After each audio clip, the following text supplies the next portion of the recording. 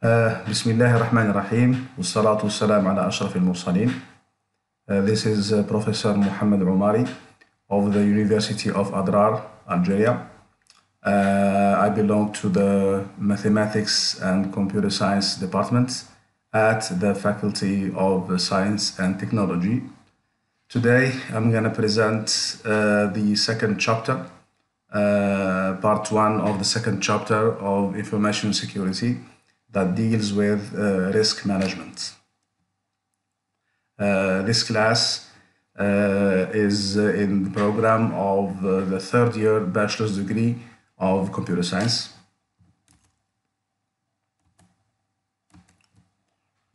So, risk management. The risk management, by definition, has many phases that starts with the identification of the risk at any enterprise, at any society. We need to, if we are dealing with the security of information, we need to identify what kinds of risks exist and how do we take steps to reduce this risk to an acceptable level. عملية تسيير المخاطر داخل مؤسسة معينة تبدأ أولاً بتحديد ما هي هذه الأخطار. نحدد الأخطار وما علاقتها بأصول المؤسسة من ناحية الانفورميشن المعلومات، وما هي الخطوات اللازم اتخاذها من أجل حذف هذه الأخطار أو تقليصها إلى مستوى مقبول من طرف المؤسسة. So each of the three elements in the CIA triangle are an essential part of the information technologies society or organization or enterprise. Let's recall what is a CIA triangle. In information security, we deal with three basic information or three basic need to enhance and we need to deal with. The C deals with confidentiality, I means integrity, and A means the availability. إذا المثلث ال CIA هو مثلث يستخدم كرمز لعمل مختصين في مجال الأمن المعلوماتية، ويتعلق بثلاث أشياء: السرية والنزاهة والتوفر ولا التوافر. The confidentiality معناها سرية المعلومات. The integrity معناها نزاهة المعلومات، عدم تعرضها لأي تغيير غير قانوني ولا تغيير غير مرخص به.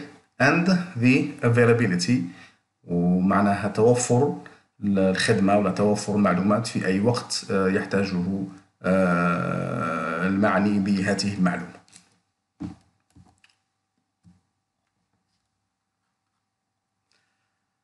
All right. The decisions of using any control that is related to risk management has to deal with the costs. What are the costs that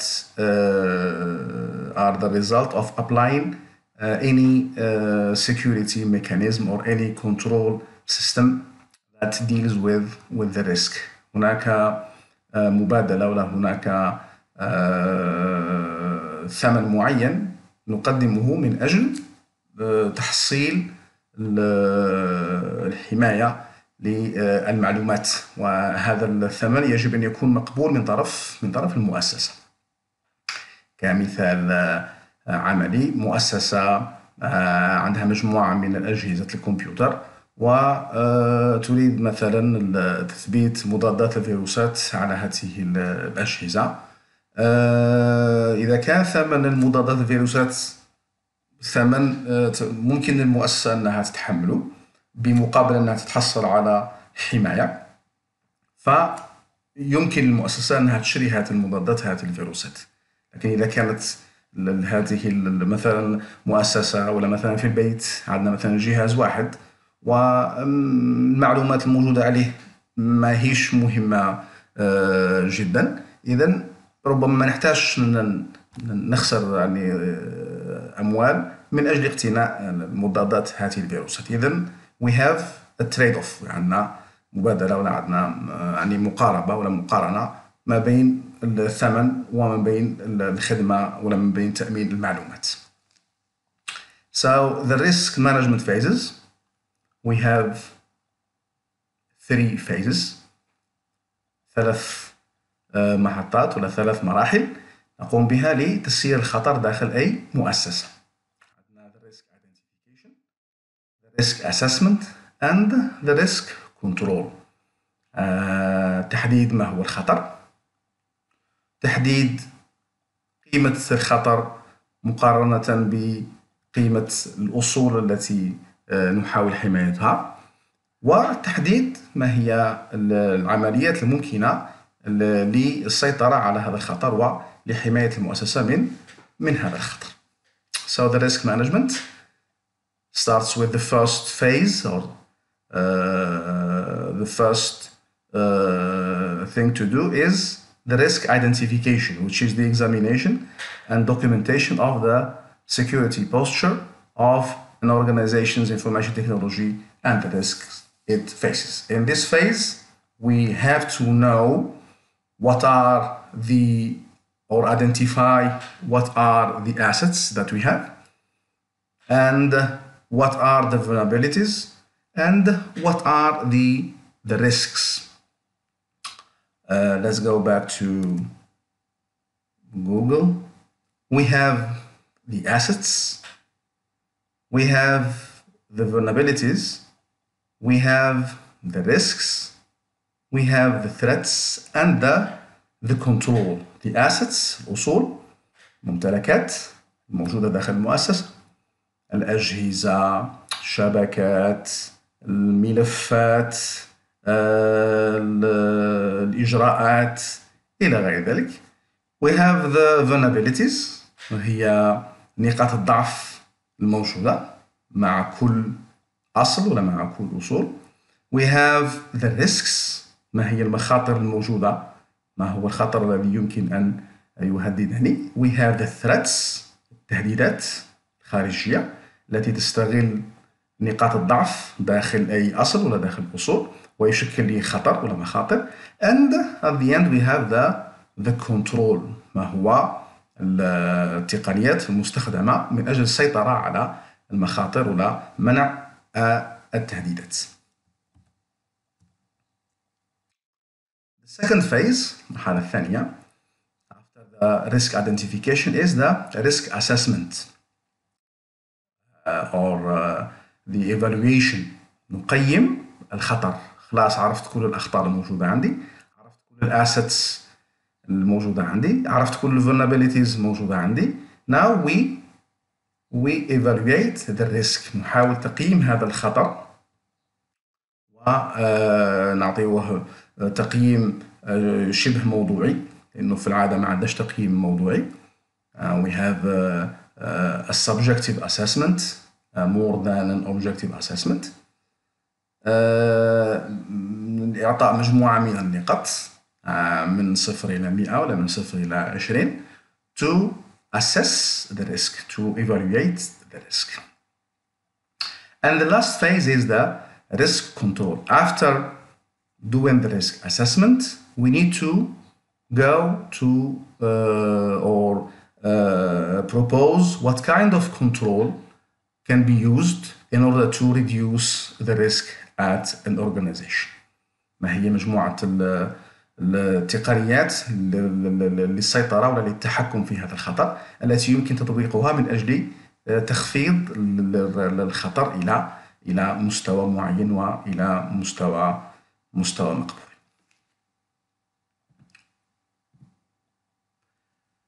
So here is the flow chart of risk management. So the risk management has 3 phases. The first phase is the risk identification.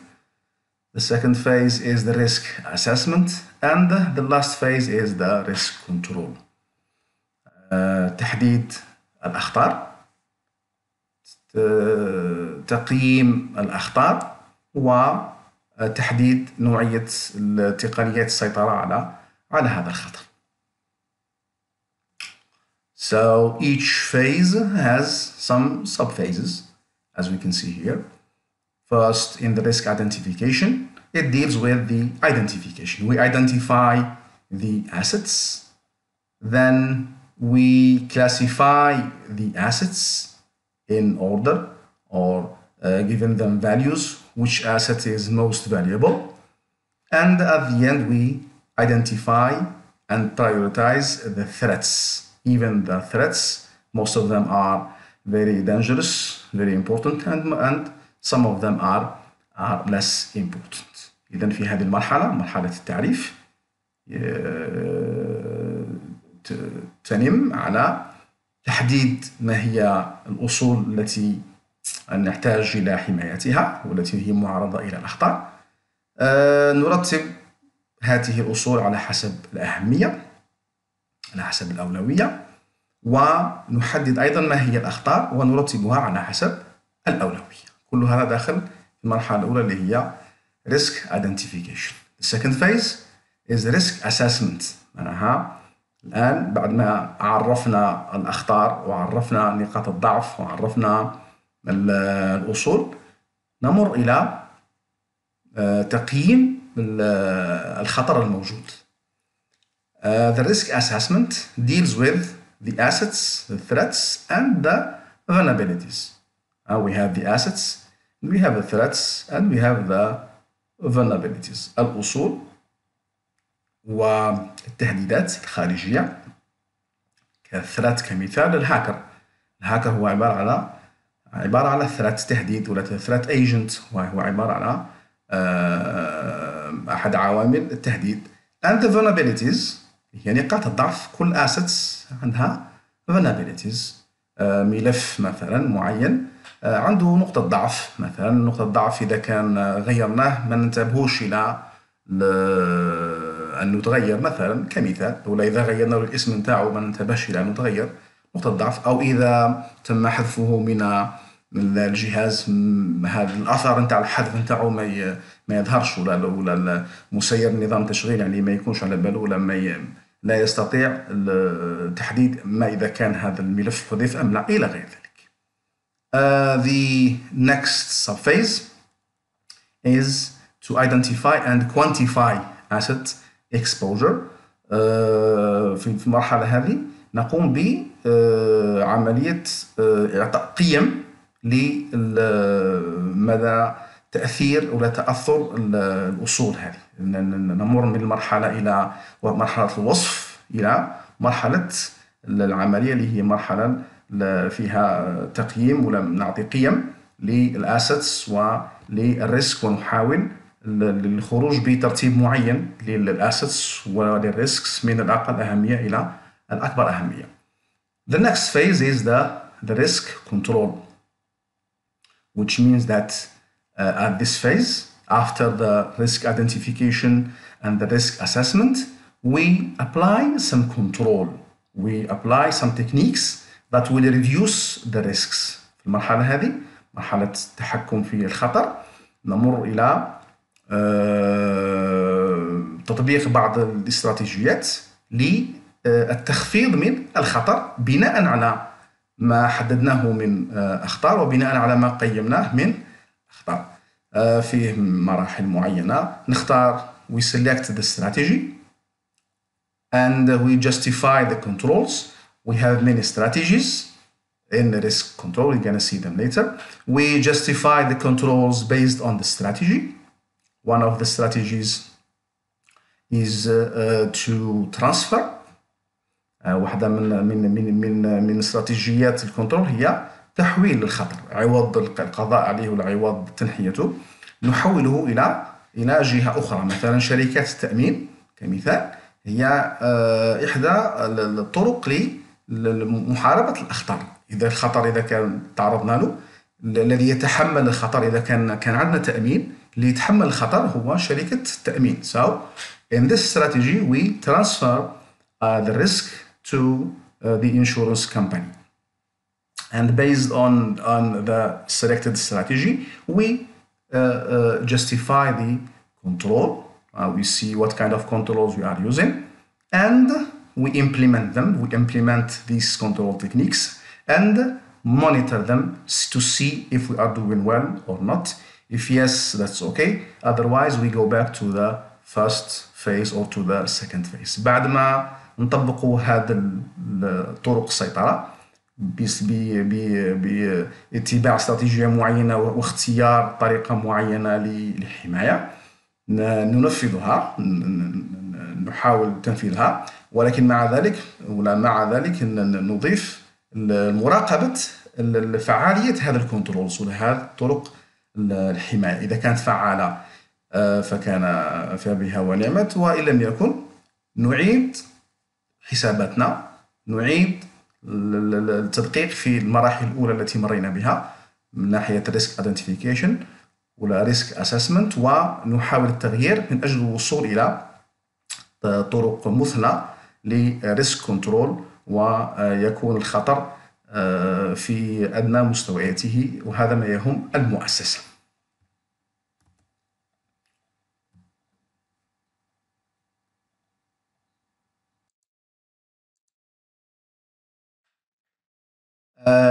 Here is another way how to see the flow of the procedure of risk management.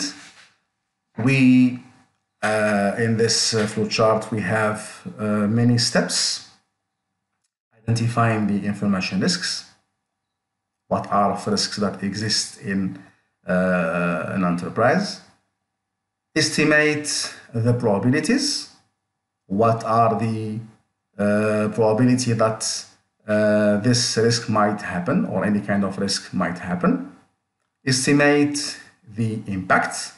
If the risk happens, what will happen at the level of the assets or the information assets at an organization.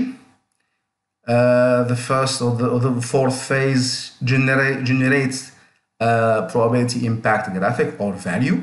Based on these two phases, we're going to generate the impact, compare and prioritize the techniques that, the assets and the risks, decide what to do. Here, the selection of the control mechanism, do it, implement the control mechanism. Now, here is to monitor how in the last phase we need to monitor the control and see how we are doing it. So based on this monitoring in the last phase, we might go back to previous phases to see how we are doing or to modify the steps that we have done based on the evaluation and the identification. So في المراحل هذه نظرة أخرى إلى مراحل تسيير الخطر. في المرحلة الأولى نعرف ما هي الأخطار الموجودة بناء على الأصول الموجودة عندنا وبناء على نقاط الضعف. نحاول تقييم احتمالية وقوع هذه الأخطار وما تقدير تأثير الخطر على المؤسسة ولا عمل المؤسسة، وبناء على هذا نحاول استنباط ولا استخراج احتمالية التأثير على عمل المؤسسة إذا ما فقدنا أصل من الأصول ولا إذا ما تعرضت الأصول المتعلقة بالمعلومات إلى خطر معين. نحاول بطريقة أقربية الموضوعية أننا نقارن ونرتب أولويات الأصول هذه والأخطار من الأقل خطر إلى الخطر الأكبر، وبناء على ذلك نمر إلى سلسلة الإجراءات المتخذة للحماية وللسيطرة على الخطر. ننفذها، نقوم بعملية التنفيذ، وفي المرحلة الثامنة نحدد ما إذا كنا في الطريق الصحيح، هل الميكانيزمات المتخذة للحماية كانت صحيحة ولا كانت فعالة ولا خفضت الخطر إلى مستوى معين. إذا كان لا نعود إلى واحدة من العمليات السابقة ونحاول تغييرها، يعني قلنا العملية ماهيش أوتوماتيكية، ماهيش واضحة جد واضحة وجد موضوعية، ربما يكون فيها بعض الذاتية في التقييم. نحاول الرجوع إلى على حسب الخبرة نرجع إلى واحدة من هذه المراحل ونغير فيها ونقوم بنفس العملية حتى نصل إلى الأخير ونقوم بالمراقبة، والعملية هذه تكون دورية إلى غاية الوصول إلى مرحلة معينة من الحماية المقبولة لدى المؤسسة.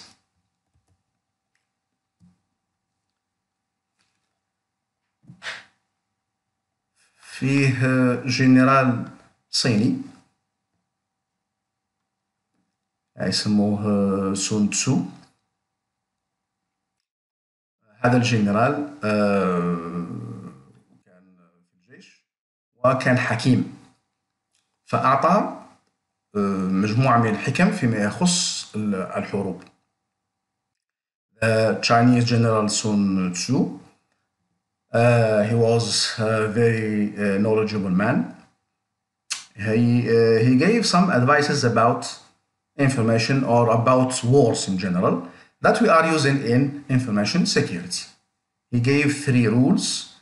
If you know your enemy and you know yourself, you need not fear the result of any 100 battles. If you know who you are, what are your potentials, capabilities, and the potentials of your enemy, then you will succeed in every battle. You will win most of the battles with your enemy.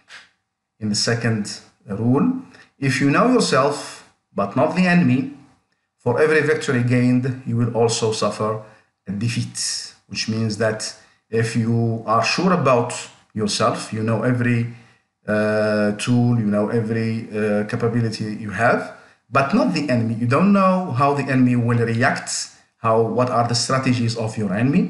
So in this case, you're gonna have a 50% chance to gain or to win a victory.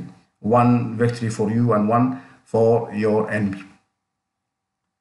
The last rule, if you know neither the enemy nor yourself, you are not sure of what you have as a potential, and you don't know your enemy, you don't know what are the strength of your enemy, then you will succumb or you will fail in every battle.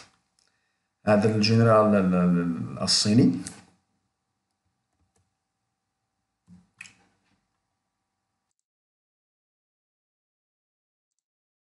الجنرال الصيني سون تسو كان جنرال حكيم بعد ما خاض حروب في الصين. كتب كتاب سماه The Art of War، فن الحرب. وفي هذا الكتاب أعطى مجموعة من الاستراتيجيات الحرب.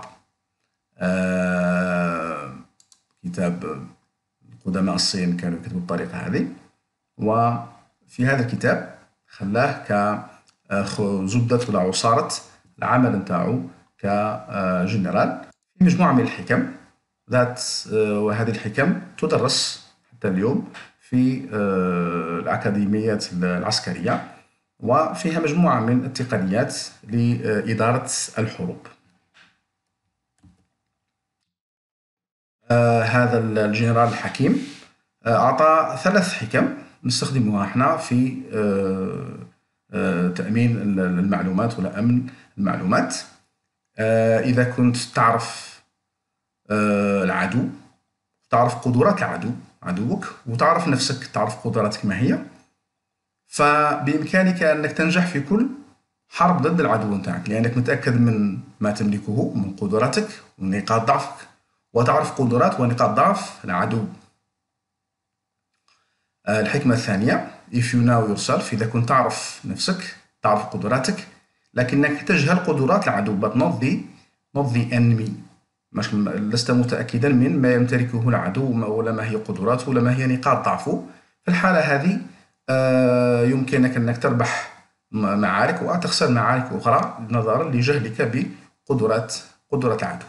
والقاعدة الأخيرة، إذا ما كنتش تعرف لا قدراتك لا قدرات العدو، أنت تجهل ما تملكه من أسلحة ولا ما تملكه من قدرات، وتجهل قدرات العدو، في الحالة هذه سوف تخسر في كل حرب ضد العدو.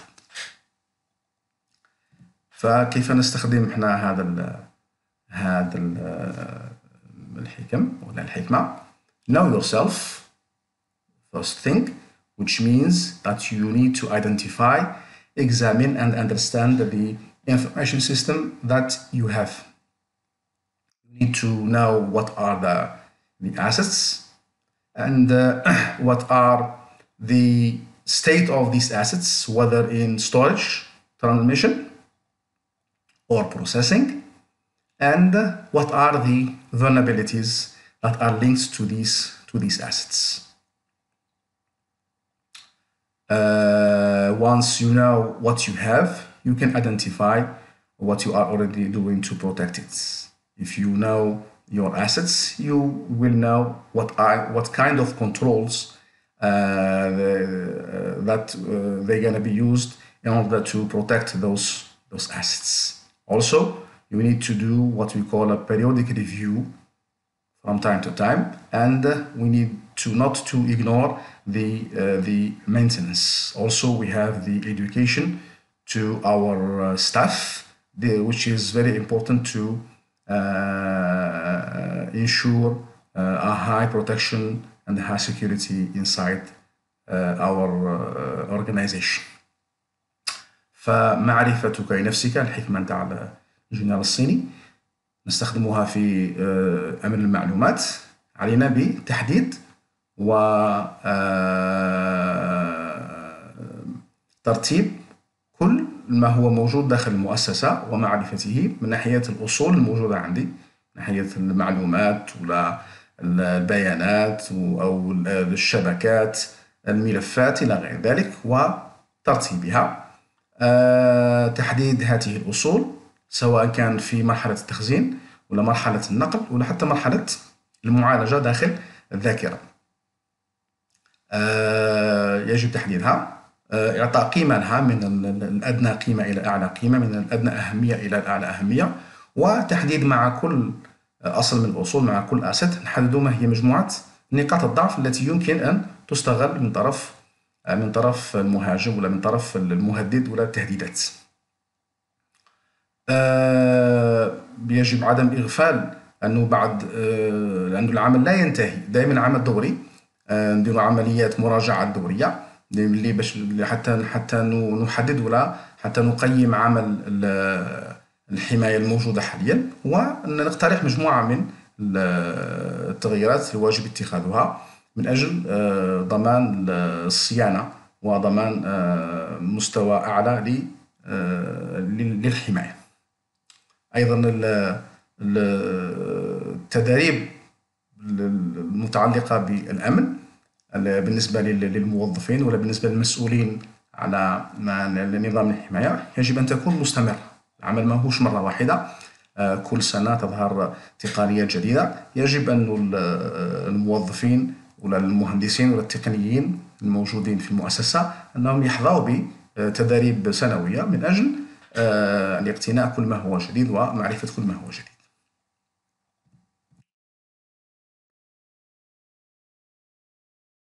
Knowing the enemy, second part of the rules, means that you need to identify and understand the threats facing your organizations. What kind of threat agent that we have? Hackers, attackers, intruders, fire, flood, earthquake. All these are are threats that we might face inside an organization. We need to have a list of all threats, and we need to prioritize them or rank them according to their importance. تطبيق القاعدة الثانية ولا الجزء الخاص بالعدو ولا المهاجم، معناه عندما نطبقه في نظام المعلومات ولا أمن المعلومات، معناها يجب معرفة الأخطار، لأنه احنا عندنا في الانفورميشن سيستم عندنا مجموعة من التهديدات الخارجية، يجب نعرف من هو الذي يهددني، ويجب تحديد قائمة معينة لكل التهديدات وترتيبها من الأعلى تهديد إلى الأدنى تهديد بناء على الأهمية وبناء على ما يمكنه أن يحدثه من خلل داخل نظام المعلومات الخاص بالمؤسسة.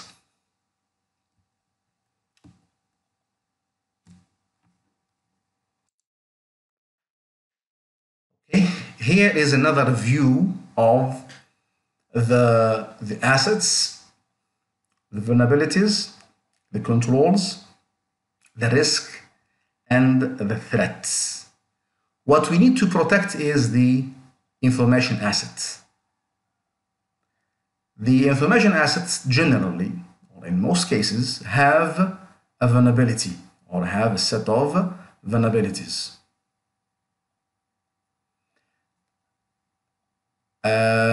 For every asset, there are some risks that might affect the asset. So we need to put a control, we need to invoke a control to protect the asset from the risk that might exploit a vulnerability. And this risk is implemented or is used by a threat or a threat agent that is external to the organization. إذن داخل أي مؤسسة عندي مجموعة من الأصول، ومجموعة الأصول هذه عندها نقاط ضعف معينة. أي أصل عنده نقاط ضعف يمكن استغلالها من طرف المهاجمين. إذا فيه نقاط ضعف معناها عندي خطر معين متعلق بنقطة الضعف هذه، ومطلوب منا أننا نضع حماية ولا جدار يحمي لي الأسد من الأخطار التي يمكن أن تحدق بالinformation assets. وهذا الخطر هو الفعل الذي يستغله الذي يقوم به المهدد الخارجي من يعني من أجل عرقلة عمل نظام المعلومات داخل المؤسسة. نعطي مثال آخر توضيحي على العلاقة ما بين هذه المعلومات الخمسة. نأخذ مثلا الإنسان هو الانفورميشن asset كمثال مقارنة ولا مقاربة. الإنسان عنده vulnerabilities، عنده نقاط ضعف. مثلا نقطة ضعف الإنسان أنه لا يستطيع التنفس تحت الماء مثلا كمثال. إذن هذه نقطة ضعف. إذا كان عنده هذه نقطة ضعف معناها فيه خطر، فيه ريسك، فيه خطر معين يمكنه أن يحدق به الإنسان اللي هو الغرق، أنه يغرق هذا الإنسان. الغرق هذا ناتج على استغلال لنقطة ضعف إنسان اللي هو عدم قدرته على التنفس داخل الماء. والغرق هذا ناتج على تهديد يأتي خارجي اللي هو مثلا الفيضان. إذا جاني فيضان معناها أنه الفيضان هذا قد يحدث الخطر نتاع الغرق الذي يستغل عدم قدرة الإنسان على التنفس تحت الماء، وبالتالي يمكن أن يؤدي به الإنسان إلى الهلاك. الكنترولز اللي هي تقنيات الحماية، أن الإنسان مثلا يضع الجهاز التنفس مثلا أو العوامة حتى يحمي نفسه ضد الغرق الناتج عن التهديد اللي هو threats. Here is another view of the cycle between risks, vulnerabilities, threats and assets. We have an asset database, which means we extract information from these assets, and each asset has a value that is added to the organization. Not all assets have the same value. We have assets with high value and with others with low value. Each value or each asset with its value decides the impact on the business of the organization. The highest or the most important assets have a high impact on the business of the organization, and the low value assets have a low impact. From this impact, we generate what we call the probability of impact. Nothing is for sure 100%. That's why we need a model to generate the probability of impact of that asset on the business. And here comes the threat. The threat that we have, the outsiders that might affect our business, generate what we call a threat value. And the threat generally exploits the vulnerability inside any enterprise. A threat cannot access to an asset if it doesn't know what are the vulnerabilities that can be exposed. If it knows the vulnerabilities, which means that this risk renders or this threat renders the system under risk by exploiting the vulnerabilities. Once we know the risk, we might implement some control or a treatment in order to reduce the risk, but not all risks are reducible or are reduced. We might end up with some residual risk that we can live with, the things that are or does not affect much our organization. إذا الأصول الموجودة عندي عندها قيمة معينة. كل أصل عنده قيمة معينة. ملفات وورد ما عندهاش نفس الأهمية كما ملفات نتاع قاعدة معطيات متعلقة بالبنك ولا متعلقة بحسابات بنكية مثلا. فكل ملف عنده قيمة معينة، وهذا الأصول أهمية كل أصل من الأصول تحدد لي التأثير على البزنس، على العمل تاع مؤسسة معينة. بناء على ذلك يمكن استخراج نموذج احتمالي، لأنه ما عادش كلش يعني مضبوط 100%. نموذج احتمالي لتأثير الأسد معين على أصل معين على عمل مؤسسة. بناء على ذلك عندنا مجموعة من التهديدات الخارجية التي يمكن أن تستغل بناء على الامباكت، ولا سيما اللي عند الاسيتس اللي عندها تأثير عالي جدا، يمكن استغلال بعض نقاط الضعف. طبعا هذه تحتاج إلى دراسة.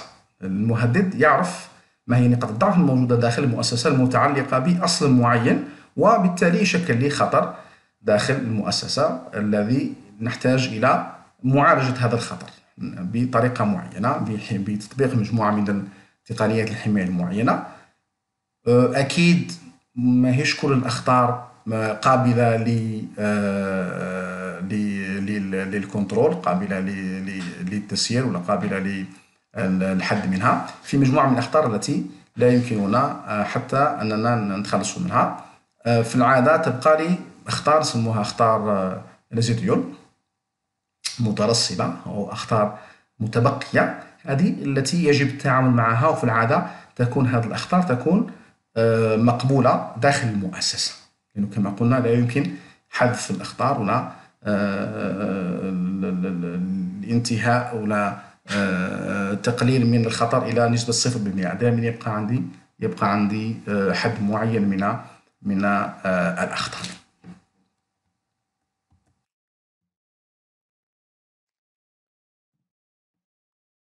So the first phase، المرحلة الأولى قلنا هي مرحلة the risk identification، هي أول مرحلة من المراحل الثلاثة. نذكروا عندنا risk identification, risk management, risk identification, risk assessment, and risk control. So the first phase, which is the most important phase, is the risk identification. In this phase, we need to identify, classify, and prioritize the assets and the threats. And in this phase, most important aspects is the classification that leads to the quantification at the second phase. In the second phase, which is the risk assessment, we need to quantify, or we need to evaluate, and this evaluation is based on the first phase, which is the risk identification. We have many flowcharts that might explain how we do with the identification. The most important thing is that we have the three things. We have the assets, we have the threats, and we have the vulnerabilities.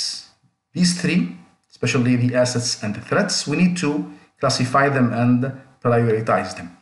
We need to find them and classify them and prioritize them. Which assets is more important, which asset is less important, which threat is more important, and which threat is less important. And of course, the common point between a threat and the asset is a vulnerability. في المرحلة نتاع تحديد الخطر عندنا عدة مراحل.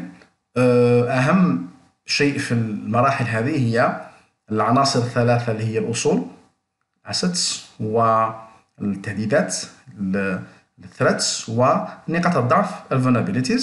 بالنسبة لهذو الاثنين الاسيتس and threats الأصول والتهديدات نحتاج إلى تعريفها ثم ترتيبها وإعطاء الأهمية من الأعلى أهمية إلى الأدنى أهمية أو العكس. نفس الشيء بالنسبة إلى التهديدات، ماذا بنا نعرفهم تعريفها ثم تحديد هذه الأخطار التهديدات وترتيبها من الأعلى أهمية إلى الأدنى أهمية ولا من أعلى خطورة إلى أدنى خطورة. النقطة المشتركة ما بين الأسيت والثريت، ما بين الأصول والتهديدات، هي نقاط الضعف. دائما التهديد يستغل نقطة ضعف موجودة متعلقة بالأصول.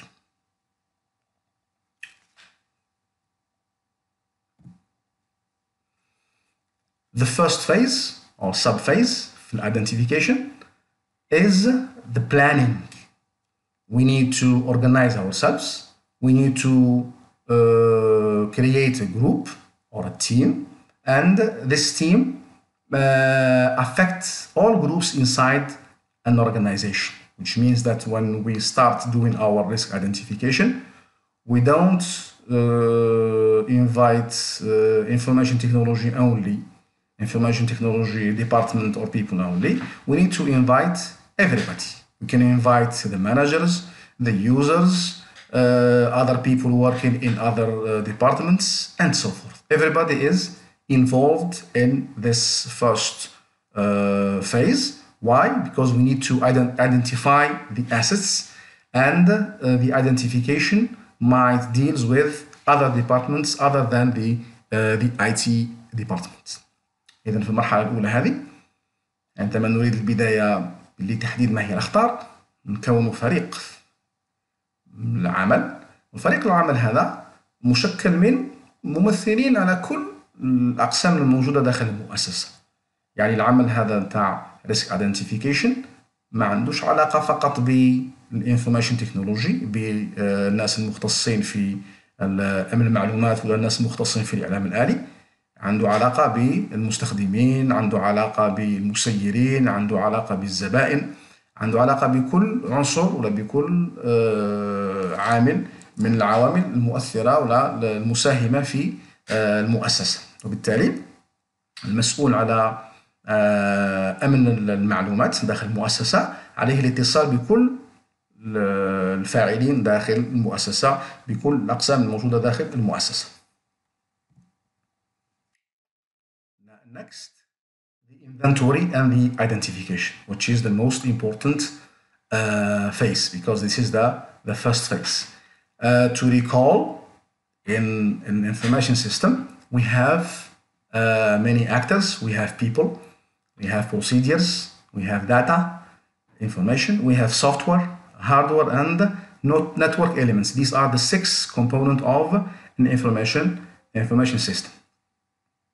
في المرحلة الأولى هذه علينا بتحديد الأصول وإضفاء عملية جرد على هذه الأصول الموجودة داخل المؤسسة. عندما نتكلم على أمن المعلومات، عندنا 6 عناصر موجودة في أمن المعلومات. عندنا الأشخاص اللي يتعاملوا مع هذه المعلومات، عندنا الإجراءات procedures المتخذة داخل مؤسسة معينة من أجل عمل معين.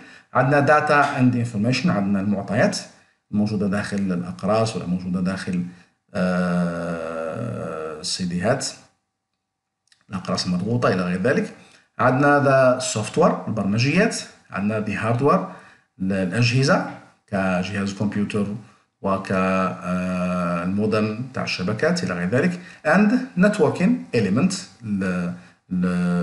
كل ما تعلق بالشبكات، كيفية ربطها، الأجهزة المتعلقة بربط الشبكات. كل هذه عبارة على information asset، هي أصول لعملية ولا في أمن المعلومات. Next, we need to classify them and categorize them. Now, these elements are not classified. They just exist in the company or in the organization. We need to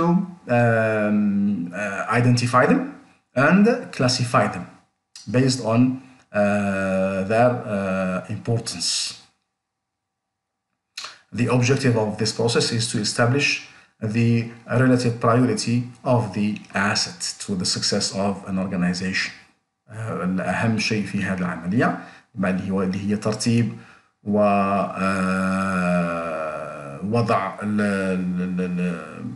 المعلومات هذه ولا العوامل المؤثرة في المعلومات ولا أنواع الأصول. نريد ترتيبها ووضعها في مجموعات خاصة بالأسس ولا خاصة بالأصول.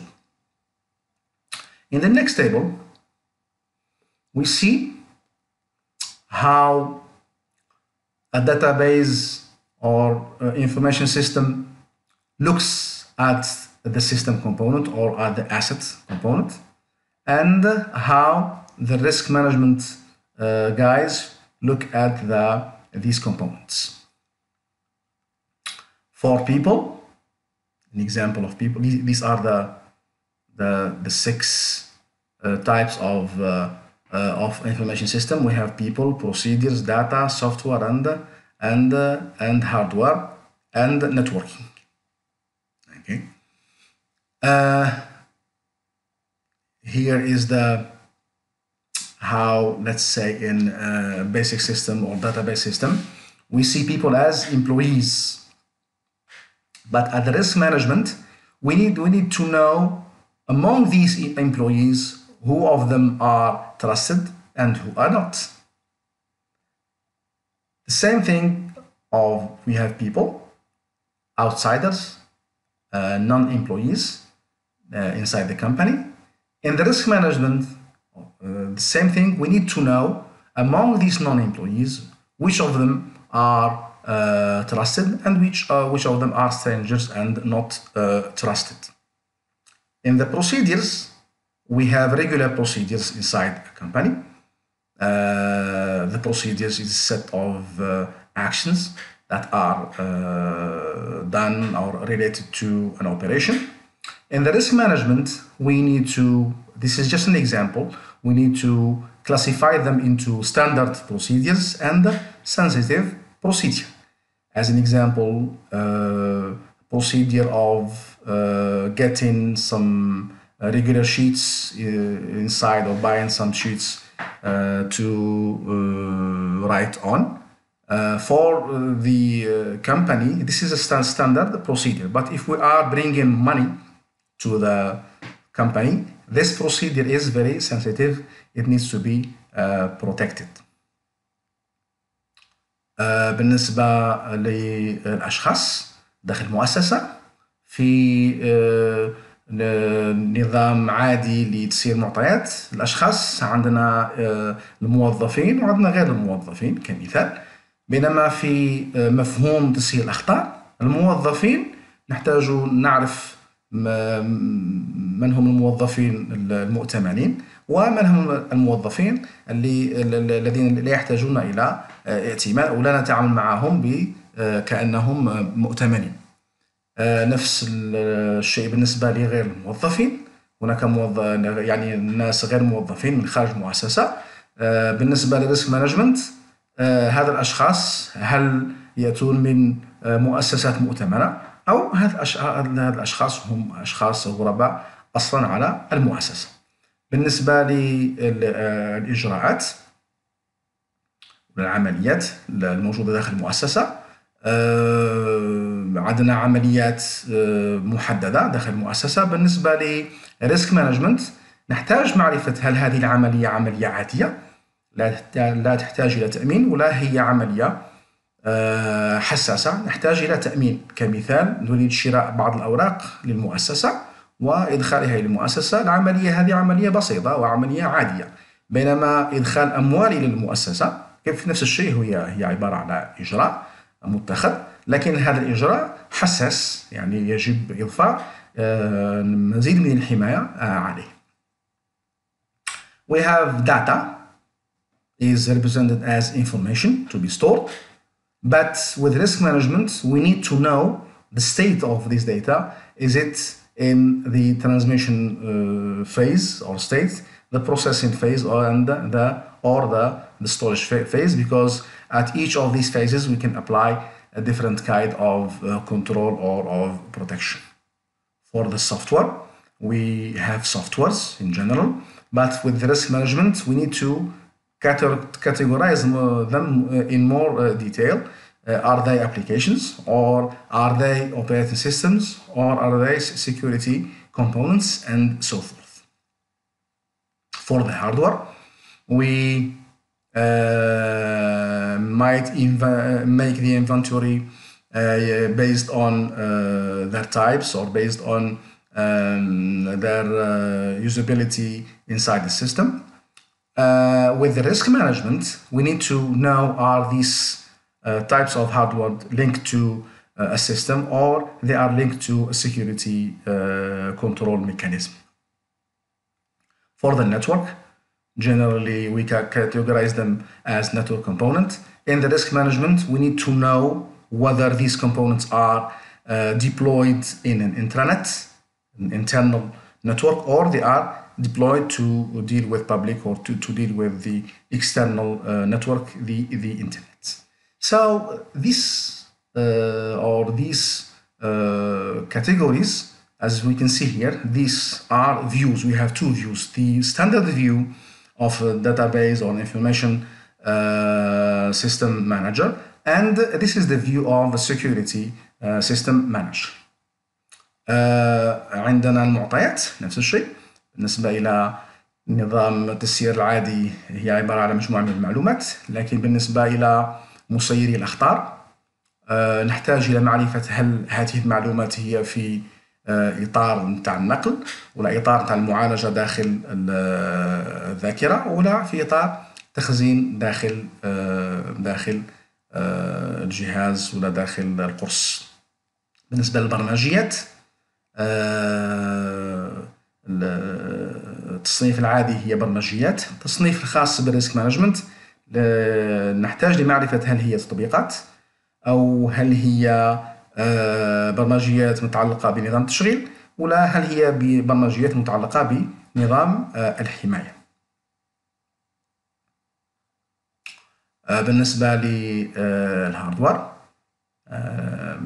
نحتاج إلى ولا في التصنيف العادي عندنا مجموعة من الأجهزة الموجودة: شاشة، جهاز كمبيوتر وما إلى ذلك. بالنسبة إلى نظرة المختص في أمن المعلومات، نحتاج إلى معرفة هل هي متعلقة بنظام التشغيل ولا متعلقة أصلا بأنظمة حماية، كمثال الفايروول اللي هو الجدار الناري.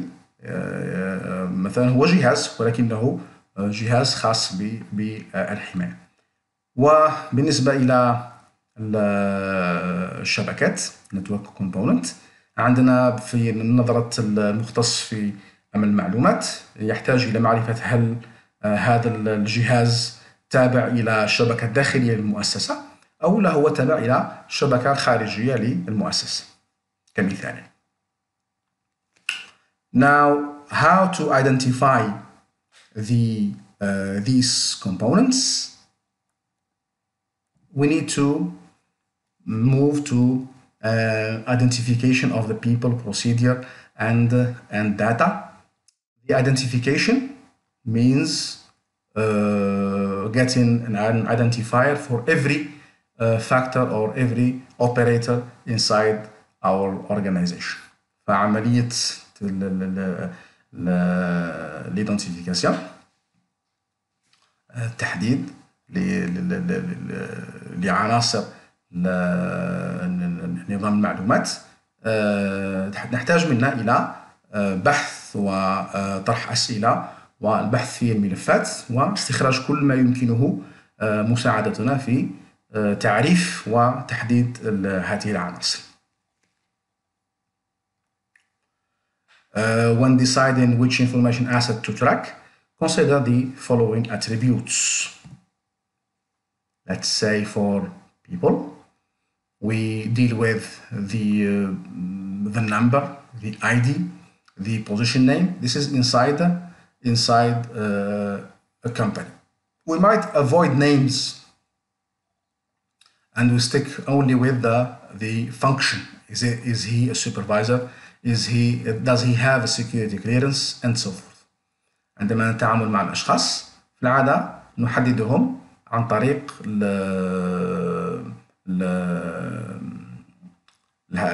حالة العمل ولا رتبة العمل ولا الوظيفة الموجودة التي يشغلها الشخص، ولا إذا كان فيه معرف، إذا كان فيه رقم تعريفي لهذا الشخص داخل المؤسسة. وفي العادة نتفادى استخدام الأسماء الشخصية في هذا العمل.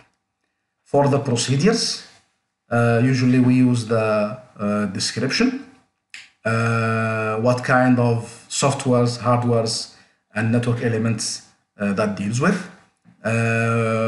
the storage location for reference, which the procedure deals with which storage location, and so forth. بالنسبة للإجراءات العملية الموجودة، في العادة الوصف هو الذي يحدد لنا العمليات، لكن من الأحسن أننا عندما نصف بتدقيق حتى لا يتم استغلال الاسم ولا المعرف الإجراء هذا من طرف المهددين. مثلا قال احنا نعرف إجراء رقم 1، قال هو إجراء جلب الأموال إلى داخل المؤسسة. هذا الإجراء الاسم نتاعو في حد ذاته يثير شهية المهدد ولا شهية الهاكر مثلا، من أجل معرفة الإجراء وما هي نقاط ضعفه وكيفية استغلاله من أجل مهاجمة المؤسسة. The third component, which is data, we need to identify data, so we need to classify them first and to know who is the creator, who is the owner, who is the manager, and we can add some other attributes. Let's say the size of this data, what kind of data structure that was used, and so forth. Also, was it online, offline, and all this kind of information. So these attributes are not mandatory. Each expert can use whatever he sees it's beneficial for the security of the company. نفس الشيء بالنسبة إلى المعلومات، يمكننا تحديدها ولا تعريفها عن طريق نوعيتها، وضعها في كلاس، من هو من الذي أنشأ هذا الداتا، ومن الذي يتحكم فيها، من هو صاحبها، من الذي يسيرها، لا إلى غير ذلك من المعلومات، الحجم، المكان، إلى غير ذلك. كل هذه المعلومات ما تعلق بداتا. كل العملية التي نقوم بها هي عملية جرد، وما فيش قانون معين للجرد. كل ما طبعا هذا يعتمد على خبرة الخبير الأمني الموجود. كل ما كانت عندنا معلومات أوضح، كل ما كانت تحديد المراحل المقبلة، كل ما كانت النجاح فيه كان أحسن وأفضل. بالنسبة إلى الهاردوير والسوفت وير والنتورك assets, we might use different attributes. Let's say the name. Okay, an organization might have several names for the same product. Okay, let's say for example here, software might have a nickname with the company use while it's in development, as well as a formal name used by marketing and vendors. كاين أسماء، الاسم بالنسبة لي اسم لجهاز معين، ولا لبرنامج معين، ولا لجهاز في الشبكة. عندنا نوعين من ولا عدة أنواع من الأسماء يمكن أنها تستخدم. اسم يستخدم مثلا لما يكون الجهاز في مرحلة التطوير، وعندما يكون مثلا الجهاز في مرحلة البيع يمكن أن يكون له اسم آخر. كمثال يعني عندنا جهاز الكمبيوتر، جهاز الحاسوب، الخادم. كل هذه أسماء تختلف من هي تعني ربما نفس الجهاز، لكنها تختلف من مرحلة إلى أخرى. The IP address, which is very used if we are using a network. The IP address might be used as an identifier to a component or to a machine or a hardware. So if we are using static IP, which means one IP address for every machine, then this IP can be used as an identifier. But if we are using the DHCP protocol, which means that the IP is dynamic, here the IP address won't be able to identify a component or an asset which might pose a problem or a problematic problem. استخدام العناوين IP معروفة في نطاق الشبكات يمكن استخدامها كمعرفات ولا كمحددات لأجهزة. جهاز عنده عنوان IP مثلا 192.168.1.2. إذا كان هذا الاي بي، هذا العنوان كان ثابت لا يتغير، فهذا أكيد راح يساعدني في تحديد الجهاز. لكن إذا كان هذا الاي بي متعلق ولا مستنبط بطريقة أوتوماتيكية عن طريق استخدام هذا البروتوكول اسمه DHCP الذي يعطينا العنوان IP address بطريقة أوتوماتيكية يعني دون أن نحدده، في الحالة هذه يصبح عندي مشكل، لأنه في الصباح يكون عندي عنوان معين، وفي المساء يكون عندي عنوان آخر، لأن المتحكم هو جهاز آخر ولا خادم آخر يعطيني هذا الاي بي ادرس، وبالتالي فهو ليس ثابت. فيولي استخدام العنوان كمحدد للأصل، كمحدد لجهاز، هذا يصبح مشكل في حالة ما كنا في نطاق وين يستخدم DHCP. Another attribute, which is the media access control or the MAC address. Usually when we have a network component, we use what you call a network card, which has a MAC address, media access control address, and generally this is a unique number or a unique address that does not change. We don't have a dynamic MAC address. Usually we have only static MAC address. في حالة استخدام الماك ادرس، الجهاز بصفة عامة عنده عنوانين كما شفنا في الأعلى، عنوان اي بي نتاع الانترنت وعنوان ماك ادرس. هذا العنوان يأتي مع الجهاز ولا مع البطاقة ولا الكارد الخاصة بالنتورك. وفي العادة هذا الماك ادرس هو وحيد، ماهوش متعلق ب أو لا يتغير، فهو دائما ثابت ويمكن الاعتماد عليه من أجل تحديد جهاز معين ولا تحديد شبكة معينة ولا اتصال مع شبكة معينة. We have element type، نوع الجهاز. أيضا هذا يمكنه استخدامه كإحدى الاتريبيوتس، إحدى الخصائص. قال الجهاز هذا هو سيرفر ولا ديسكتوب ولا نتورك ديفايس. So these elements or the element type also can be used as an identifier, whether it is a server, a desktop, a network service, network device, and so forth. So the element type is also part of the identification. For the software, they can also use the serial number. Any software can use a serial number. Let's say the Windows or Microsoft Office has a serial number. We can use it as an identifier. The manufacturer name, the model name, the part number, the software version, all these are information that can be used to identify a software. نفس الشيء بالنسبة للبرمجيات، يمكن تحديدها عن طريق اسمها، عن طريق الرقم التسلسلي لهذه البرمجية، عن طريق المصنع والشركة المصنعة لهذا البرنامج، الموديل نمبر، البارت نمبر، الفيرجن اللي هي النسخة الحالية الموجودة ولا نسخة هذا البرنامج. كلها معلومات تأتينا مع البرمجيات يمكن استغلالها في تحديد وتعريف هذا البرنامج.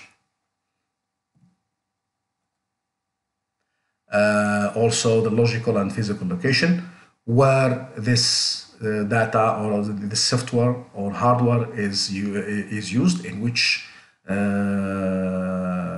office, in which department. This can be used as an identifier or part of the identifier. The last thing to deal with data is how to classify them. What are the techniques that are used to classify data? Right. The data can be classified usually in 3 categories. The first one is the confidential, second one is internal, and the third one is the external, which means that some data can be used in public as an external. They are less sensitive.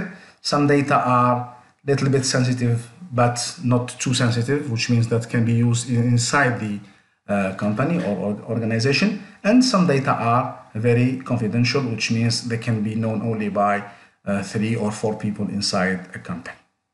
So at least once a year, information owners must review the information classifications. تحديد نوعية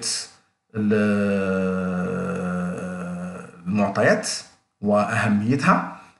كاين الترتيب الأول متعلق ب3 ترتيبات: confidential سري، internal داخلي، و external خارج. فمرة في السنة تقريبا نحاول أن الذين يمتلكون هذه المعطيات يحاولوا أنهم يديروا مراجعة للمعطيات وانتمائها إلى أي من المجموعات الثلاثة، هل هي معلومات سرية ولا معلومات داخلية ولا معلومات خارجية. So confidential, which means this information is very sensitive, which means that inside the company cannot be known to everybody, only to maybe to the CEO or to the chairman and his secretary, for instance. Internal, which means not very confidential. It is less sensitive, but also cannot be shown to the public or to other people. So it can be viewed only by employees or corporate employees inside a company. And the third classification is external, which means all information can be released for public. التصنيف سري جدا، معناها المعلومات هذه في غاية الأهمية وفي غاية الخطورة. إذا تم إخراجها للعلن يمكن أن سمعة المؤسسة ولا البزنس تاع المؤسسة يتأثر كثيرا. So this is very sensitive، جد حساس، فعندها علاقة فقط بمجموعة معينة من الموظفين على رأسهم مدير المؤسسة ولا نائبه إلى غير ذلك. internal داخلي، معنى هذه المعلومات هي معلومات ليست جد حساسة، ولكنها معلومات داخلية تبقى فقط داخل مؤسسة، داخل بنك مثلا معين. فهذه المعلومة يمكن تداولها من طرف الموظفين ولا بعض الموظفين، ولكن هذه المعلومة ليس من صالح المؤسسة أنها تخرج خارج المؤسسة. and external وخارجية، معناها هذه المعلومات يمكن إخراجها إلى الخارج وإلى الاستخدام العام، يمكن نشرها في المواقع التواصل الاجتماعي إلى غير ذلك. وهذا نشر المعلومات هذه لا يتأثر أو لا تؤثر على المؤسسة. The military has a different classification because in the military the information is more sensitive. So they used 5 classes instead of 3 classes. We have the unclassified class, we have sensitive but unclassified class, we have the confidential class, we have secrets, and we have the top secrets. So the first public class, which is unclassified data, which means that this data can be checked by the public without any problem. The sensitive but unclassified data, which means that this data is a little bit sensitive, so it is not very good to put it in public, but usually the release of this data does not affect much the company, or let's say here, since we are talking about the army, it doesn't affect much the national interest, but it has some sensitivity. It is not good, or it is not, we don't advise to release them. Now the second part here, where we have the confidential data, which means here from this point the public is not entitled to check this data. So we have 3 levels. We have the confidential data, we have secret data, and we have the top secret data. For the top secret data, which means that this data might cause exceptionally grave damage to the national security. Let's say the disruption of foreign relations. So here maybe this information can be only known by few people in the government. The secret data, which means less sensitivity than top secret, but still the release of this information can cause serious damage. And the lowest level of confidentiality here is the confidential data, which means that this data is not to be authorized, or is not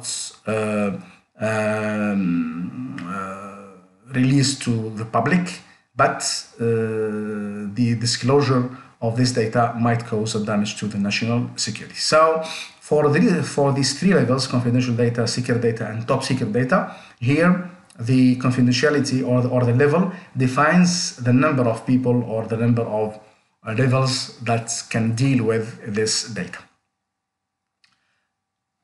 بالنسبة للجيش عنده 5 تصنيفات. عندنا unclassified، يعني عام يمكن استخدامه من طرف الجميع. sensitive but unclassified، معلومات حساسة لكنها عامة. confidential، معلومات سرية. secret معلومات حساسة جد سرية and top secret معلومات في غاية السرية لا يجب إخراجها إلى العلن.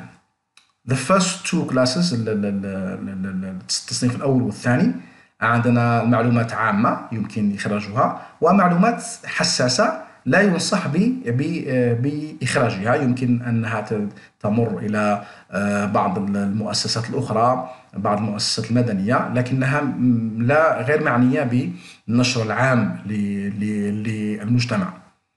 بالنسبة للثلاث عناصر الأخيرة اللي هي معلومات سرية، معلومات جد سرية، ومعلومات سرية للغاية top secret data، هنا تتحدد نوعية الأشخاص اللي عندهم تصريح باستخدام هذه المعطيات. نبدأ من الأعلى، من top secret data.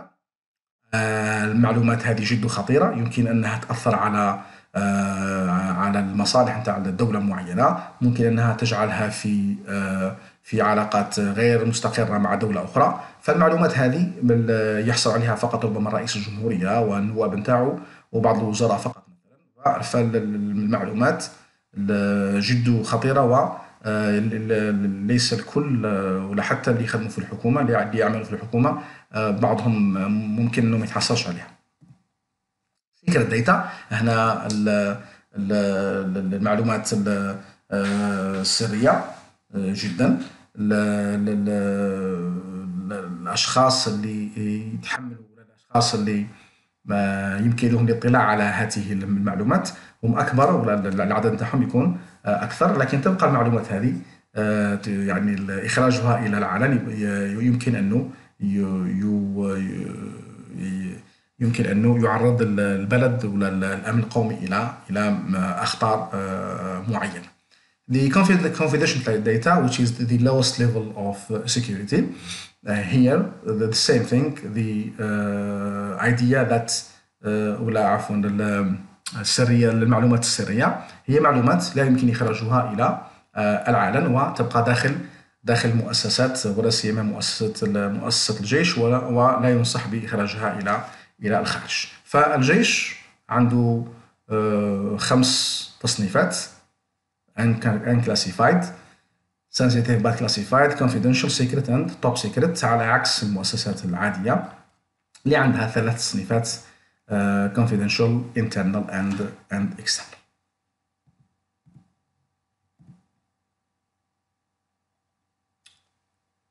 All right. Next time, inshallah, we're gonna see the prioritizing of information assets. Now let's move to a small video that explains a little bit the risk management inside a company and its relation to information security. I hope you enjoyed. It's only 4 minutes and 50 seconds. Hi, I'm Landon Johnson, one of your cybersecurity professionals here at Nehemiah Security. This is the first of 4 episodes where we're going to help you think about and activate security risk management within your organization. Through our work with our clients over the years, we have seen firsthand the struggles that they have with managing their overall security risk. We at Nehemiah Security are going to jump into this struggle with our clients with a goal of advancing the entire discipline and elevating the capabilities that they have available to them. There are a number of different dynamics swirling around the industry today. On the one hand, there's digital transformation, which has changed the way that businesses are doing their business all over the world. The sum effect of this is that the digital footprint has grown and now knows no bounds. One of our savvy client CISOs once concluded that in order to ensure that his bank was secure, that he needed to secure the entire internet. And he's probably not too far away from the truth. On the other hand, simultaneously, the cyber game has escalated for everyone. Everything is increasing. The attacks, the sophistication, the costs, and companies are really taking this very seriously now. If we're not careful to merge the initiatives and interests of these 2 dynamics, digital transformation and cyber escalation, then businesses run the risk of having these 2 waves collide, creating even more chaos and trouble. This helps to show why security risk management is so complex and hyperdimensional. Our friend Tony Sager from the Center for Internet Security has helped us understand this a bit better by framing the following function. This function helps us to know things like the vulnerabilities and the threats and the consequences associated with our organizations. We're going to substitute business impacts for consequences because we think it comes closer to what we're trying to measure. The denominator and what's underlying all of these are the controls or the defense mechanisms that are associated with each. Each one of these functions holds equal weight when pursuing security risk management. We're going to break down each one of these functions on the top line and discuss them a little bit further. Let's talk about knowing vulnerabilities. This is a topic of discussion that has dominated the industry for quite some time now. What vulnerabilities do you have? Where are they? How many are there? These are all questions that organizations should be able to answer, but that's easier said than done. In order to inventory a network of, say, 10,000 devices in a manual way, that would be way too laborious, and the changes to the network would quickly outstrip the ability to stay up with the vulnerability scans. In order to truly know your network and stay ahead of the network changes, it's important to employ a fully automated set of tools. These tools will help facilitate the identification of vulnerabilities and will serve as the foundation for managing your security risk. Let's move on to knowing threats. Who the threat actors are and how are they targeting our organization. Threats are changing every single day in scope and sophistication and prevalence. This is making it very difficult for organizations to get their arms around the threat landscape. Current solutions for knowing threats include things like subscriptions to intelligence feeds and pen testing and red teaming. Now, each of these are valuable and provide really important starting points, but each of these are also limited with respect to timing and scope and capabilities. In order to truly stay ahead of the threat landscape, organizations must continuously and constantly evaluate their network and constantly attack their network as a way to understand the full scope of threats associated to it. The final function is business impacts. Cybersecurity is a new and developing industry, so there are no best practices with respect to quantifying the impact to a business of cyber damage. For this reason, businesses are forced to treat every vulnerability and every threat as though they were equal, and that's not a recipe for success. Moving towards security risk management best practices, companies must find a way to map out their organization, map out the business functions and the IT systems that support those business functions. They can then use this intelligence to quantify the potential impact of a cyber attack. So that's a brief overview of the security risk management function. In the next episodes, we'll dive into these in a little bit more detail. In the next episode, we'll be talking about threats and vulnerabilities and how they intersect. In episode 3, we'll be talking about business impacts and how you can actually quantify the potential impact of cyber damage. And in episode 4, we'll be talking about controls, or the defense mechanisms that are available for companies to pursue security risk management. As always, to learn more, please visit us at www.nehemiahsecurity.com. So stay tuned.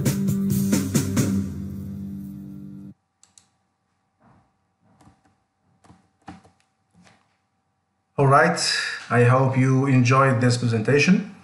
If you have any questions, you can send them as usual to my email. So see you next time in part 2. Thank you.